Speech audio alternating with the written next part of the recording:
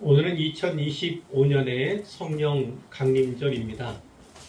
오후 예배 시간에 성령님과 그분의 사역이라는 제목으로 한 번 더 나눌 기회가 있기 때문에 이 낮 예배 시간에는요, 그대로 요한복음 본문을 강의해 나가도록 하겠습니다. 6월절의 명절인 초막절이 유대인의 명절이죠. 유대인의 명절인 초막절이 다가오고 있었어요. 지난 설교 뒷부분입니다. 형제들이 예수님께 권했습니다. 당신이 행하는 일을 제자들도 보게 여기를 떠나 유대로 가소서. 여기를 떠나서 갈릴리를 떠나서 예루살렘으로 가라는 것입니다. 왜요? 초막절 명절에 수많은 사람들이 예루살렘으로 모여들 테니까 거기에서 자신을 세상에 나타내십시오. 이렇게 권유를 했다는 것입니다. 근데 예수님께서는 이렇게 말씀하십니다. 내 때가 아직 이르지 아니했다. 너희는 명절에 올라가라.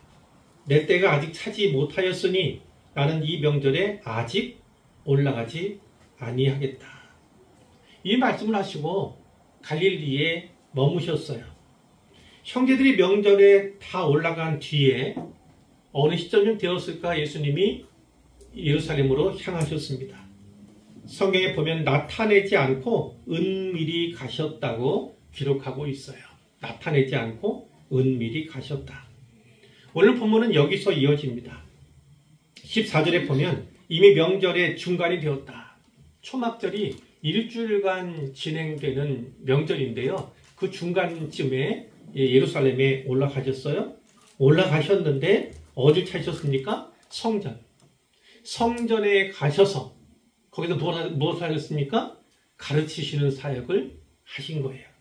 성전은 가장 많은 사람들이 모이는 곳, 그리고 거기서 가르친다는 것은 더 많은 사람들의 주목을 받을 수밖에 없는, 공개적으로 자신을 나타냈어요.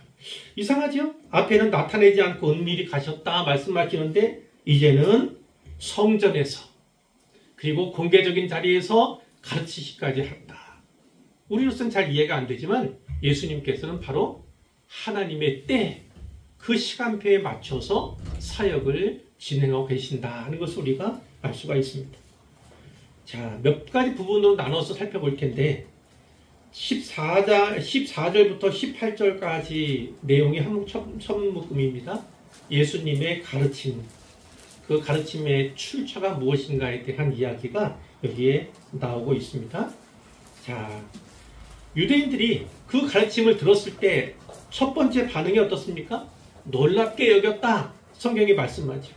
유대인들이 놀랍게 여겼습니다. 그 가르침을 듣고 이 사람은 배우지 아니하였거늘 어떻게 글을 아느냐? 이렇게 얘기를 하는 거예요. 물론 이것이 이 사람은 문맹자일 텐데 글을 읽거나 배운 적이 없을 텐데 이걸 말하는 것은 아닙니다.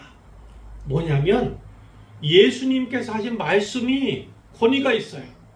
성경 지식에 너무나 해박한 거예요. 그러니까 깜짝 놀랐어요. 보통은 그 예루살렘에 있는 랍비들에게 와서 배운 사람들, 그들의 문화생들이나 교육받은 사람들이나 알만한 것인데, 아니 이 예수라는 사람은 랍비에 배운 사람도 아니고 정식 교육을 받은 사람이 아닌데도 불구하고 너무나 성경 지식에 해박하니까 깜짝 놀란 겁니다. 예수님께서 이렇게 말씀하셨어요. 내 교훈은, 내가 가르치는 것은 내 것이 아니다. 내 교훈은 내 것이 아니다. 나를 보내신 이의 것이다. 나를 보내신 이가 있다는 것입니다. 그 보내신 이를 우리는 알죠? 바로 하나님이십니다. 하나님. 예수님께서는 자신의 권위가 하나님으로부터 온 것임을 분명히 밝히시는 거예요. 그분 자신이 바로 하나님께서 보내신 말씀이시기 때문에 그렇죠. 그렇기 때문에 그 성경 지식의 해박함, 권위, 그것은 당연하다고 말씀을 드릴 수 있어요. 그러면서 이런 말씀도 하십니다. 17절, 18절 말씀인데요. 사람이 하나님의 뜻을 행하려 하면 이 교훈이 하나님께로부터 왔는지 내가 스스로 말함인지 알리라. 너희들은 모른다는 겁니다. 왜요? 너희가 하나님의 뜻을 행하는데 무관심하기 때문에 내가 전하는 이 교훈이 하나님께로부터 온 것인지 내가 스스로 말하는 것인지 분별하지 못한다 하는 것입니다. 만일 너희가 하나님의 뜻을 행하려는 그 뜻에 순종하려는 마음이 있다면 이 교훈이 누구에로부터 왔는지를 알게 될 것이다. 이렇게 말씀하고 있는 거예요. 스스로 말하는 자는 자기 영광만 구하되 보내신 이의 영광을 구하는 자는 참되니 그 속에 불의가 없느니라. 예수님께서는 보내신 이, 즉 하나님의 영광을 구한다는 것입니다. 자기 영광을 구하지 않는다는 것입니다. 그러나 너희들은 스스로 말하지 않느냐. 자기의 영광을 구하는 것이 바로 너희의 모습이다. 나는 하나님 아버지의 영광을 구함으로 참되며 내 교훈도 참되다. 이렇게 말씀을 하셨어요. 예수님의 가르침은 어떤 인간의 교육, 거기서 비롯된 게 아니죠. 유대인의 전통, 거기서 비롯된 것도 아닙니다. 예수님께서는 바로 하나님이 보내신 분으로서 하나님의 말씀을 대언하고 있다. 이렇게 볼 수가 있는데 그 말씀이 우리를 설득하지 않습니까? 우리가 예수 믿게 된 것은 그 말씀에 설득당했기 때문 아닙니까? 우리가 설득당한 그 이유, 우리를 설득한 그 힘은 무엇에서 비롯됩니까? 그 말씀이 하나님으로부터, 복음이 하나님으로부터 왔기 때문에 권위가 있고 우리를 감동, 감화시킬 만한 능력이 있기 때문에 우리가 거꾸러지고 우리가 결국 순종하고 복음을 받아들이게 된 줄로 믿으시기를 바랍니다. 여기까지 요점은 무엇입니까? 예수님의 가르침은 인간의 것이 아니다. 하나님의 것이다. 그것이 바로 요점이에요.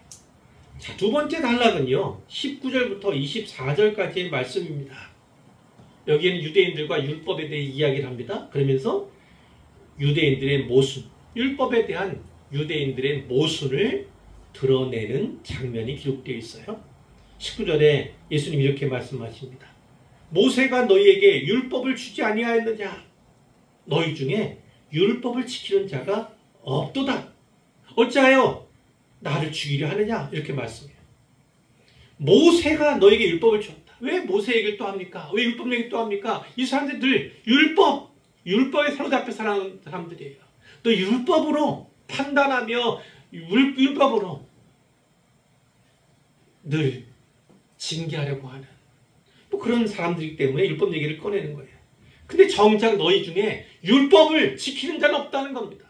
율법 따르려고 하고 율법 전하려고 하고 율법 가두려고 하지만 정작 너희가 율법을 지키지 않는다. 율법을 지키는 자가 없다. 나를 죽이려고 하는 것만 봐도 그렇다. 이것을 예수님이 말씀하는 거예요. 율법에는 정신이 중요합니다. 정신. 어떤 정신? 사랑, 자비 뿐만 아니라 공의와 정의. 그게 바로 율법의 정신 아닙니까? 그 사랑과 그 자비와 그 정의와 그 공의는 행하지 아니하면서 오직 시기와 그리고 살이만 가득한 채 있으면서 율법 정신을 잃어버린 율법 얘기만 하고 있으니까 예수님께서 그들의 모순을 지적하셨다는 겁니다. 그들이 어떻게 대답합니까? 당신 귀신 들린 것 같습니다. 누가 당신을 죽이려 합니까? 물론 이 사람들 가운데는 몰라서 이런 얘기를 한 것일 수도 있어요. 아니면 부인하기 위해서 그런 것일 수도 있죠. 예수님이 이렇게 말씀하셨죠. 내가 한 가지 일을 행하매 너희가 다 이런 말미암아 이상히 여기는도다. 이 한 가지 일을 뭘 행한 거예요? 한 가지 일이 뭘까? 한 가지 일이. 뒤에도 넓게 나오지만 5장에서 우리가 배운 바가 있어요. 5장. 거기에 뭐가 있습니까? 안식일에 자비의 집이라고 일컬어지는 베데스다에서 예수님이 38년 된 병자를 고친 사건입니다. 그 사건을 이야기하는 겁니다. 그 일을 행함에 너희가 다 이상히 여기지 않았느냐. 모세가 너희에게 할례를 행했으니 그러면 너희가 안식일에도 사람에게 할례를 행하느니라. 예수님이 할례 얘기를 끌어왔죠.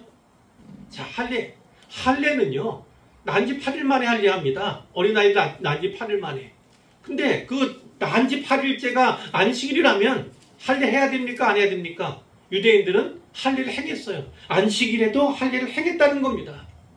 그런데 예수님께서 말씀하시길 안식일에 할례는 행할 수 있다고 하면서 그것이 율법에 저촉된 것이 아니라고 하면서 내가 안식일에 사람의 전신을 건전하게 한 것, 38년 된 병자를 낫게 한 것으로 어찌 노여할 수 있느냐.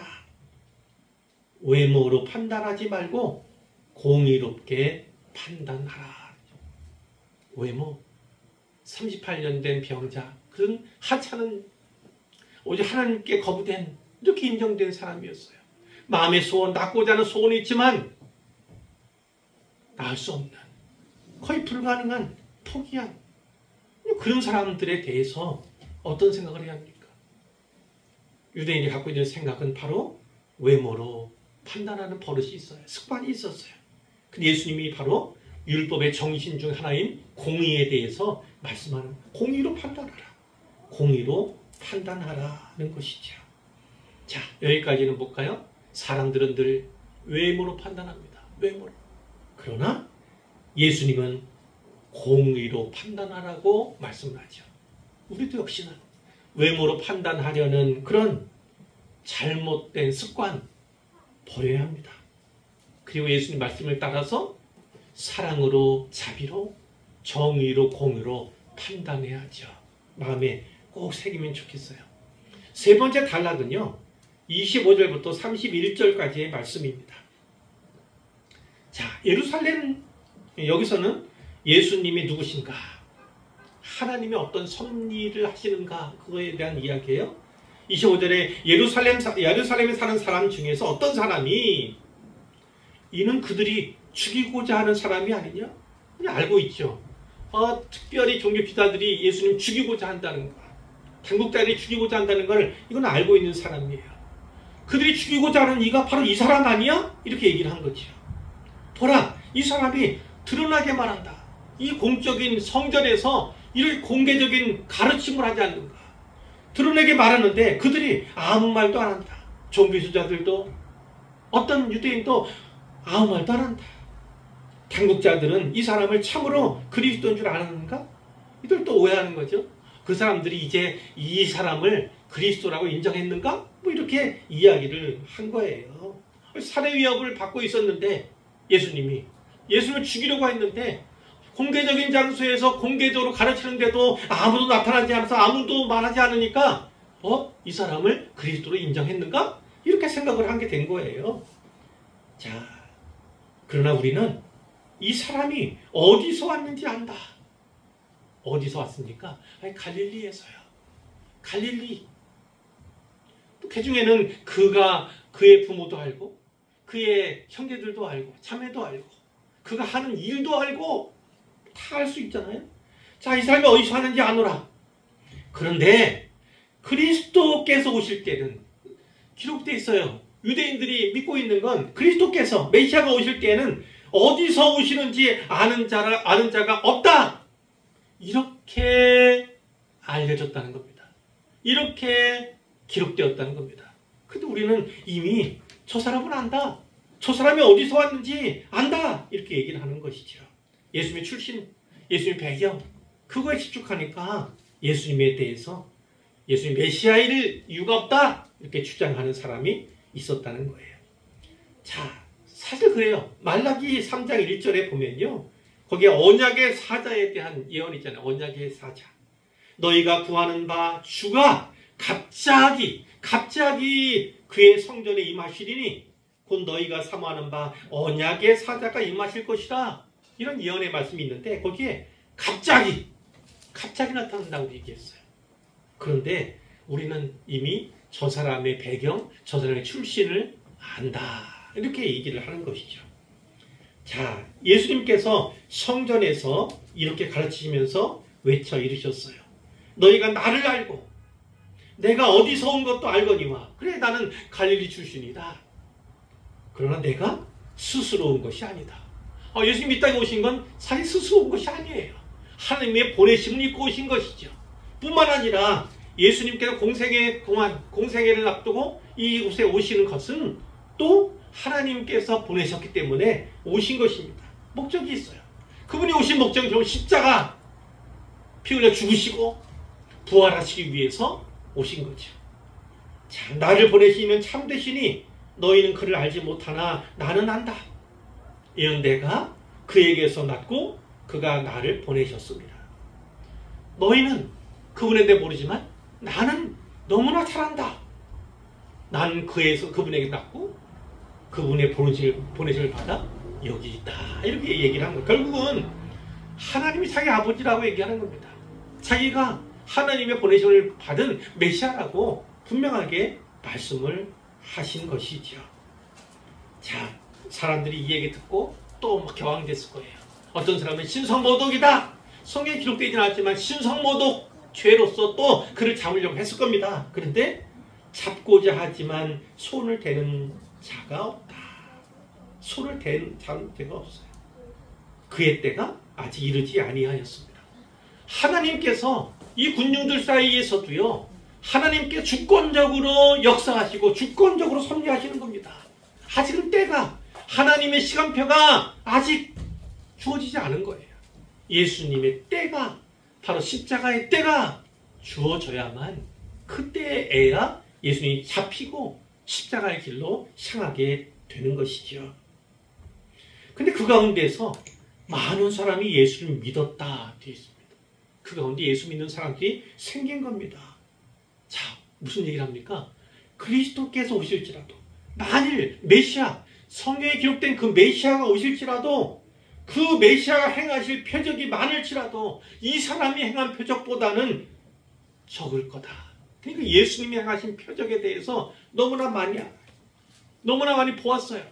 그러니까 실제 이분이 그리스도인지 아닌지는 알 수 없지만 설사 메시아가 온다 할지라도 이분과 같이 많은 표적을 행하실 수 있으랴, 이러면서 예수님을 믿게 되었다. 이 얘기를 하고 있는 것이죠.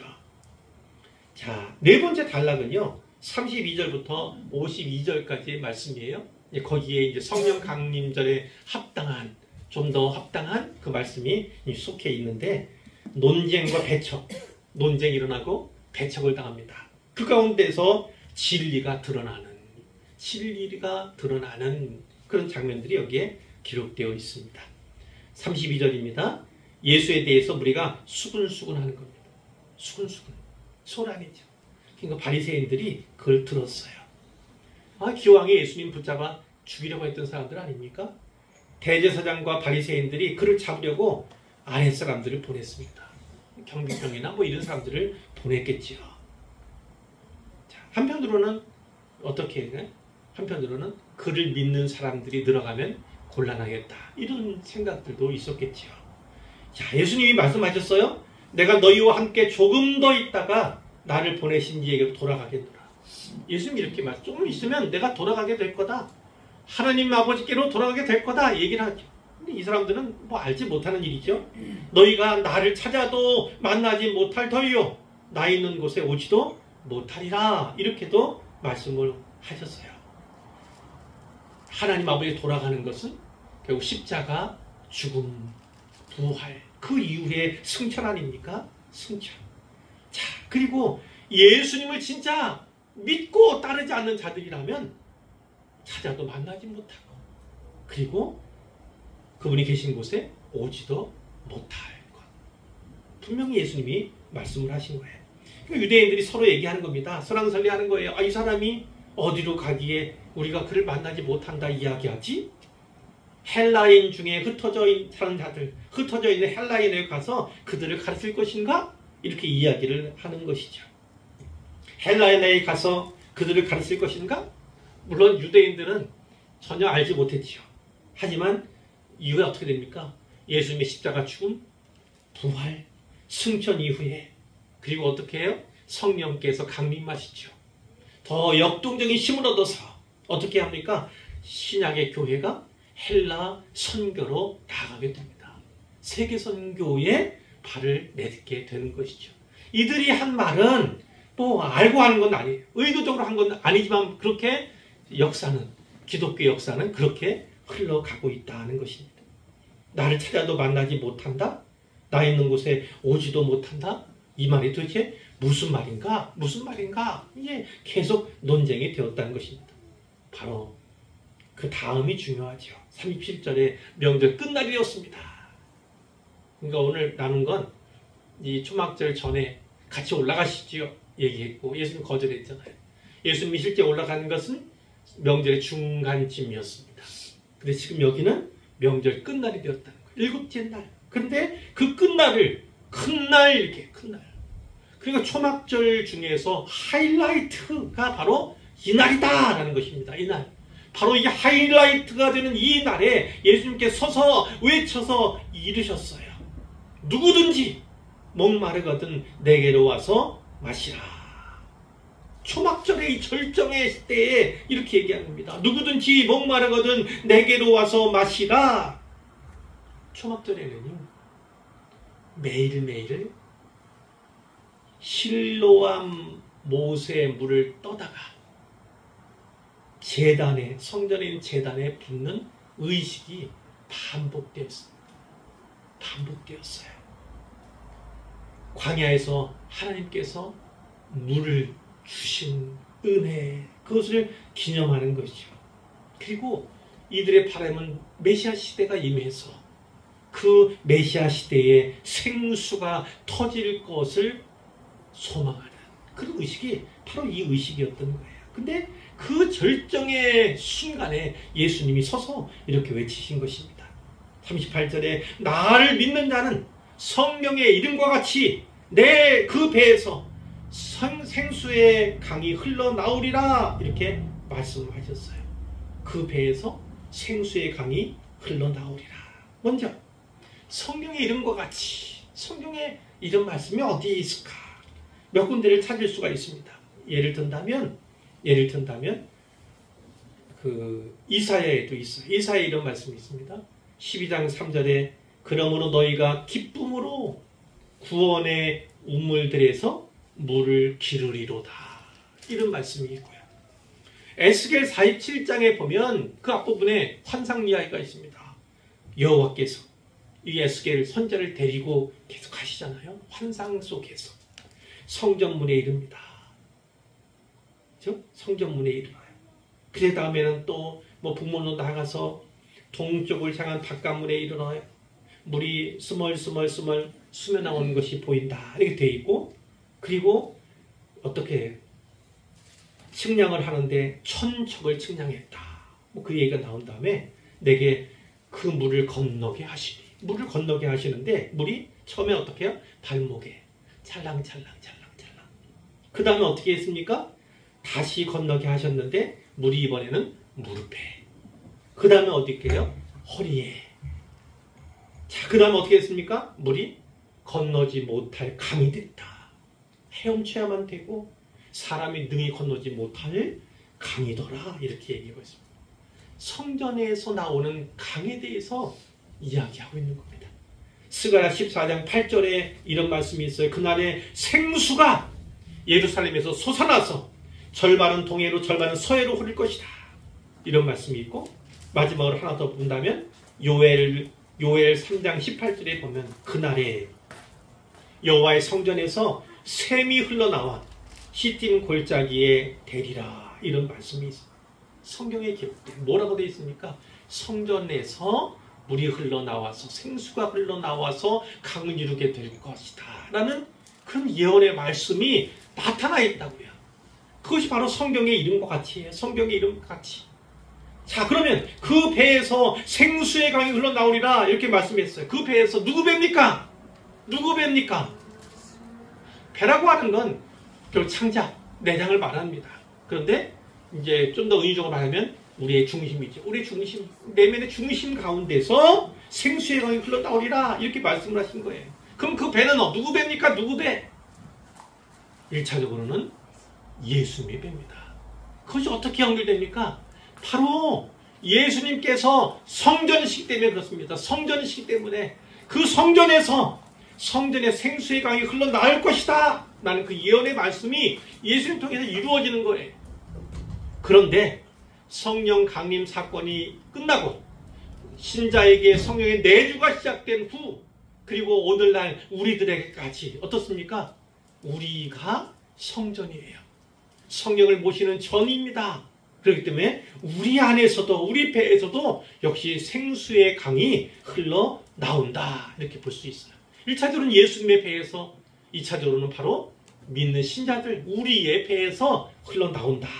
이렇게 흘러나오는 것만 아니라 흘러 넘치는 것을 또 예수님이 말씀해 주시는 거죠. 말씀해 주시는 거예요. 오순절 성령 강림을 통해서 바로 이것이 이 신자들에게 이루어지는 것이죠. 그러면서 이 요한이 아주 고맙게도 여기에 설명을 해줍니다. 39절에 이는 그를 믿는 자들이 받을 성령을 가리켜 말씀하신 것이라. 믿는 자들은 그 배에서 생수의 강이 흘러나오리라 말씀하셨는데, 자, 그를 믿는 자들이 받을 성령, 그 생수는 무엇이냐? 바로 성령을 말하는 거다. 과로 어느 사본에는 있고 어느 사본에는 없다 그 얘기인데, 예수께서 아직 영광을 받지 않으셨으므로 성령이 아직 그들에게 계시지 아니하였더라. 그러니까 예수께서 아직 영광을 받지 않았어. 성경이 말씀하는 영광은 무엇입니까? 바로 예수님의 십자가입니다. 예수님의 죽음입니다. 아직 예수님이 십자가 지고 죽지 않으셨으므로 죽고 부활 그리고 승천할 때 약속하셨잖아요. 또 다른 보혜사를 너에게 보내주리라. 그리고 때가 이르렀을 때 오순절 날에 마가의 다락방에 성령이 강림하였지 않습니까? 임하지 않으셨습니까? 그때로부터 성령의 내주가 신자들에게 시작이 된 거예요. 그러니까 이때는 아직은 아니다. 예수님이 아직 죽지 않았으니까 이때는 아니다라는 거죠. 이때는 아니에요. 그러나 지금 우리 입장에서 보면 바로 우리 안에서 예수 믿는 우리 안에서 성령께서 내주하고 계시고 성령께서 흘러 넘치고 계신다. 이렇게 충만하고 계시다. 이렇게 말씀을 나눌 수가 있는 거예요. 자, 이 말씀을 들었을 때 사람들이 이렇습니다. 이 사람이 참으로 그 선지자. 그 선지자는 어디에 나와요? 그 선지자. 어디에 나온다고요? 신명기 18장 15절. 모세와 같은 선지자를 말할 때 그 선지자 예언이 되어 있거든요. 또 어떤 사람은 그리스도다. 이분은 메시아다. 이렇게 얘기했다는 거예요. 자, 또 어떤 사람들은 아니 그리스도가 어찌 갈릴리에서 나오겠느냐. 갈릴리에서 어떻게 나올 수가 있느냐. 성경에 분명히 그리스도는 다윗의 씨로 다윗이 살던 마을 베들레헴에서 나오리라 이렇게 기록되었지 않느냐. 그 틀린 거 아니죠. 미가 5장 2절에 그렇게 기록되어 있어요. 그런데 이 사람들이 모르는 건 뭡니까? 예수님이 갈릴리 사람으로 자라고 갈릴리 사람으로 행하고 계시지만 어디서 태어나셨습니까? 베들레헴에서 태어나신 출생하신 이력에 대해서는 전혀 모른다는 겁니다. 모르고 있는 거예요. 예수로 말미암아서 무리 중에서 이제 논쟁이 또 일어난 겁니다. 논쟁이. 역시나 그를 잡고자 하지만 예수님을 잡고자 하는 사람이 있었지만 손을 대는 자가 없다. 손을 대는 자. 물론 때가 안 되었지만 여긴 또 뭐가 있습니까? 두려움이 있어요. 두려움이. 어떤 거룩한 두려움이라고 하는 그게 임해 그것이 뒤에 나옵니다. 아랫사람들이 원래 잡으러 간 거잖아요. 데려오라 했으니까. 그런데 대제사장과 바리새인이 또 왔는데 예수 데려오질 않은 거예요. 아니 어찌 잡아오지 않았느냐? 물으니까 이 아랫사람들이 뭐라고 합니까? 그 사람이 말하는 것처럼 말한 사람은 이때까지 없었습니다. 그 같은 분은 한 번도 본 적이 없습니다. 이렇게 얘기를 한 거예요. 그러니까 차마 그분에게 손을 댈 수가 없었던 겁니다. 그 두려움이 있었기 때문에. 그랬더니 바리새인이 뭐라고 합니까? 이놈들아 너희도 미혹됐느냐? 이렇게 얘기를 하는 거죠. 혹시 당국자들이나 바리새인 중에 그를 믿는 자가 있느냐? 율법을 알지 못하는 이 뿌리는 저주를 받은 자로다. 율법 얘기 또 하는 거예요. 율법. 너희가 율법을 몰라서 그 모양이다. 근데 사실은 율법의 정신을 잃어버린 그들의 자화상이다라는 것을 우리는 분명히 아는 거죠. 근데 그 중에 한 사람이 있었습니다. 누굽니까? 전에 예수께 왔던 한밤중에 예수님을 찾아왔던 그 사람 누굽니까? 니고데모. 니고데모도 역시나 산헤드린 공회의 의원이었습니다. 그 산헤드린 공회 의원이었던 니고데모가 나선 겁니다. 우리 율법은 사람의 말을 듣고 그 행하는 것을 알기 전에 심판하느냐? 무슨 말입니까? 아니 재판도 없이 심판할 수 있습니까? 이렇게 얘기를 했다는 거예요. 물론 나중에 예수님 엉터리 재판 받고 재판 아닌 재판 받고 죽임을 당하지만 이때도 또 그랬던 그입니다. 그러니까 니고데모가 나선 거죠. 아니 재판도 없이 심판하는 법이 어디 있습니까? 재판도 없이 죽이고자 하면 어떻게 합니까? 이렇게 나선 거죠. 그러니까 그들이 어떻게 합니까? 너도 갈릴리에서 왔느냐? 너도 갈릴리 출신이냐? 이제 말하자면 그들 입장에서는 모욕을 주고자 하는 거예요. 모욕을. 찾아봐라. 갈릴리에서는 선지자가 나지 못한다. 그런데 선지자가 나왔어요. 누굽니까? 갈릴리 출신 중에도 선지자들이 있어요. 요나도 있고 호세아도 있고 나훔도 있고요. 근데 이 사람들이 이제 모욕 주기 위해서 너 갈릴리 출신이냐? 이렇게 얘기하면서 하는 중에 오류를 범했다. 이렇게 볼 수가 있는 것이죠. 자, 여기까지가 오늘 살피는 내용이에요. 살피는 내용. 자, 오늘 성령 강림절이니까 특별히 이 부분, 아까 말씀드린 또 이번 주에 암송하기로 한 부분을 중심으로 해서 이제 결론을 내려보도록 하겠습니다.